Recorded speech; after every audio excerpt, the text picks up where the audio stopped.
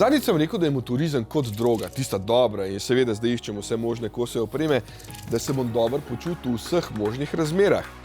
Ok, zdaj je že rahlo beden čas za voziti motor in ob tem uživati, ampak bo kmalu spet prišel in hočem biti dobro pripravljen. Tako kot sem se dobro pripravil z Romano na izpitno vožnjo, ko sva nadaljevala z mojimi vožnjami. No, super avtocesto sva odpeljala, zdaj pri vključevanju. Prva stvar, ki je važna, da držiš hitrost 40, preden prideš na pospeševalni pas, je pogled v levo, da vidva, da ne bi kakšen po odstavnem pasu se pripeljal. Potem je odločno pospeševanje z levim smerokazom, sproti spremljava. V primeru, da se vključiti ne morava, lahko podaljšava do prve možnosti, pa se vključiva na avtocesto. Drugače pa odločno pospeševanje, vmes prestavljanje, opazovanje in nekje zadnjo tretjino, če je vse normalno, se vključiva. Pri sami vožnji sva pozorna na varnostno razdaljo, prehitevala sva korektno, vse pravočasno.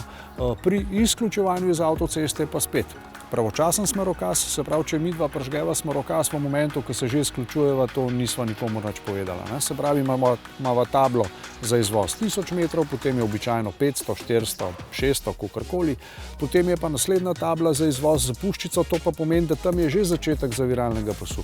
Se pravi, prižgeva pravočasno kontrolirano smerokaz, spremljava izvoz, spremljava, kaj se okrog naju dogaja, narediva pogled mrtvega kota, seveda, če je hitrost malo večja, lahko na mesto takle pogled, narediva takle pogled in potem z enako hitrostjo, če je vse normalno, se avtocesto zapusti in potem začneva postopno zavirati. To jakost zaviranja postopno dodajava, vmes prestavljava v nižje prestave in na koncu, če je omejitev 40, običajno nekje do tretje prestave prestava, postopno spuščava ročico sklopke, da zadnji kolon ne pride do prevelikega zaviranja ali pa celo do blokiranja in potem se iz avtoceste izključva. Smerokaz mora goreti do konca tega zaviralnega pasu.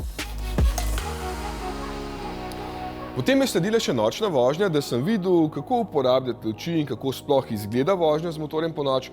Naslednjič pa me je čakala malo bolj zanimiva vožnja. Takšna je, zaradi katere motor sploh želim voziti, a ne?